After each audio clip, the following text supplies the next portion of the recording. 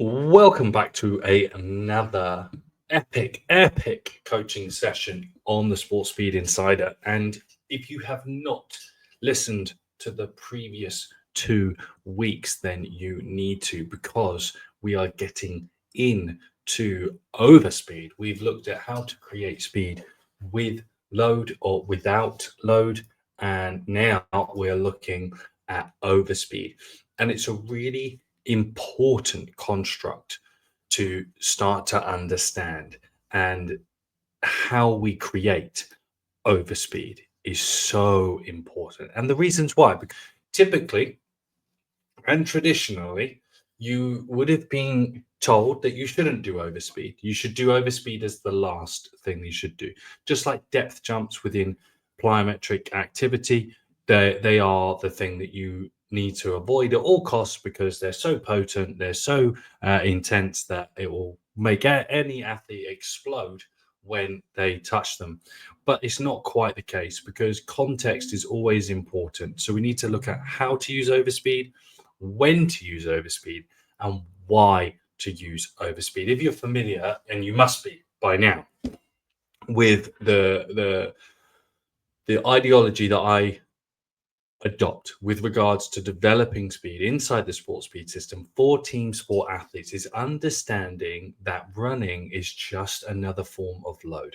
Creating specialized exercises and specific exercises of those is how we develop load specifically, ironically. And we are here to look at the specification of ground contact times as one element of overload. So let me blow up what we the diagram that we've been looking at over the last couple of weeks, and the programming considerations. So yes, you may say, Sam, you just said that the assisted and overspeed sprinting is for the most advanced athletes. Yes, I have. And it is true that if we are going to load, now think about this for a second. If we are going to load maximum velocity, so creating supramax velocity, so 110% of speed, do you think it's a good idea that that individual has a really good solid training history with regards to speed? Absolutely. They need to have developed their early stages of transfer for that level of specificity that we want. So we have talked through learning to speed, training to sprint, and how this fits with overspeed. Think about your conjugate sequencing model and the early elements of it. Okay, really simple, because we have to take a pinch of salt with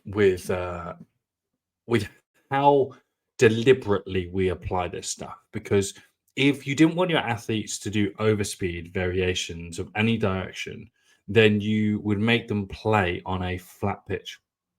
Just think about it for a second. Every athlete, apart from in the professionals, will play in a pitch with some form of decline or incline. So, they are prepared. There is some level of understanding. And so, let's just, as always, take a pinch of salt, think about what we're doing, take a deep breath, and it's going to be okay.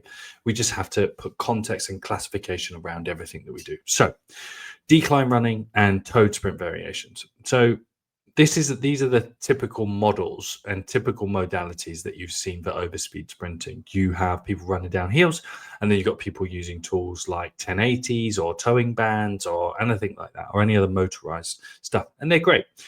Now, what I would like to do is understand what happens to the body when we start to use overspeed. So if we look at the drill stacking model, that you should be really familiar with by now, is we need to look at segment, movement, pattern, skill. So inside the segment, the segmental activity within the task that we're trying to achieve, if we use overspeed, what is that going to do? So a lot of team sport athletes actually really struggle to express speed in early hip extension. They really do. We think that it's a front side frequency issue. Okay, but what is the step before that? Literally the step before that. We can only flex what we extend. So it's reciprocal. So we need to learn to do that a little bit faster. And a big part of speed is learning how to do things faster, not necessarily doing things faster. We have to learn how to do things faster as a neurological process as well as a physical process. So when we adopt this, we've got our classification, we've got our conjugate sequencing, and we've got our drill stacking. So how I like to do this, okay, is in a really simple way. So where I progress my wall drills and we know they're specialized exercises. So in acceleration, we'll take this as an acceleration situation. So what I will do is I will overspeed. So if we take any example, any wall drill, the simple one for you to understand is going to be we're getting into our front side. So single leg load and smash. And what I want you to do is put a band around your foot, okay, that's going to get into our front side position. Okay, we're going to start in our bilateral squat position and we're going to extend up to 1. If you've seen the exercise progression manuals, you know this. This is our first progression. We go from a deep squat, bang, into 1, and we split. So what we can do is we can band the leg that's going forward, vis-a-vis creating an overspeed action. What it's going to do is going to smash our leg forward as fast as we can, and we have to drive our hip to get there. So that is going to give us an overspeed variation as well. And also simple overspeed and initial overspeed that you can do with your athletes is a banded kettlebell swing. Overspeed starts conditioning the hip and hamstrings, lower back for overspeed. Then we can use the specialized exercises approach and interact with the motor learning quality. So you don't scaremonger around things, it's just understanding it. So then when you think about that as a simple activity, there's a great plethora of opportunities that you have to use overspeed. And the way that you want to dose it is, because it is supramaxal, we have to use it sparingly. Absolutely.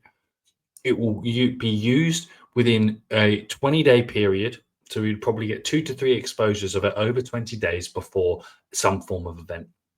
If that's in season as well, you could dose this in weekly over a 4-week period, okay, for 1 to 2 exercises, and then boot it out of the program. And you just basically swap out all the accessory stuff at the bottom and replace this stuff with it at the top. A very, very simple model. This stuff is not complicated. We make it complicated by trying to do too many things at one time. So there is that way of doing it. So that is just from a segmental approach. Then from the movement approach, again, the pattern approach, you can then again progress those wall drills in the same way. Just by creating overspeed, we can create overspeed around the hip the way that we create resistance around the hip. You just put the band in the opposite way. So we expose the force pairing.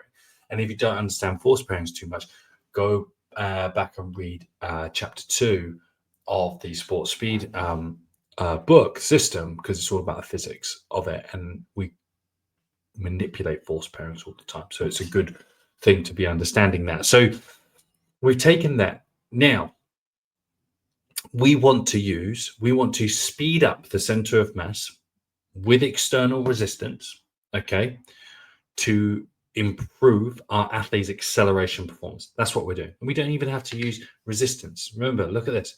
We can just use decline running. So we just find a little hill, okay, just a simple hill.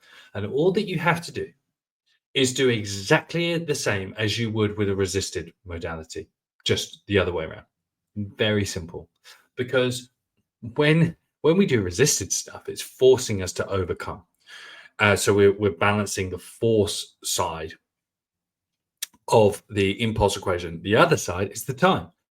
So if we're going down a hill, we're going to be instantaneously moving faster without any external loads. We have to move our legs faster. And that's all that it is. That's all that we are trying to expose. What I would say, and I would advise, is cap 25% of volume off the top, because we're looking at much more of a tenderness response and a systemic stiffness response as opposed to a force-driven response. So it is going to carry a little bit more juice. So that's the next way of doing it in acceleration. If we want to do it with maximum speed or developing top speed, or even if we can accelerate really well to 5, but then our 5 to 15 is really rubbish, we can use a light bungee, very simple, like a light bungee that you would use to tie a bike up. You can buy rolls of it, like 30 meters of it for about £5. you can just use a really light one of those, strap it around an athlete's waist, and tow them through the first 5 just to speed up that first 5 to help unlock the speed in the 5 to 10 and 10 to 15. We can use that modality, and it works great, really good. You can also, as an extensive means, you can use Overspeed for towing for drills, because we know that they're discrete means of plyometrics. And if we're getting just towed faster across the ground, we've got to move our legs faster. We've got to put force through the ground faster. We can prep faster. And that is a great way of doing it. If you can tow someone out on a long acceleration, as I would do, is really a good peaking way out of learning to sprint, because we can get someone just doing those 40 to 50-meter build-ups, but towed by someone else doing a resisted 40-meter build-up, 40, 50-meter build-up, gently at the same cadence, just putting a little bit of flex. They're working together, and we're starting to build up speed. So really interesting one today, and I want you to go away and start, again, implementing, practicing. Plan out a 4 to 5 week cycle of how you would build Overspeed, because the goal is to use it, to then come back to it, use it to realize motor output, force output, and then come back to it. Okay, you get rid of it, you come back to it. Multi-cycle approach is the way you're going to unlock everything. So that's it for today. Get out, get practicing, and I will see you on the next coaching session.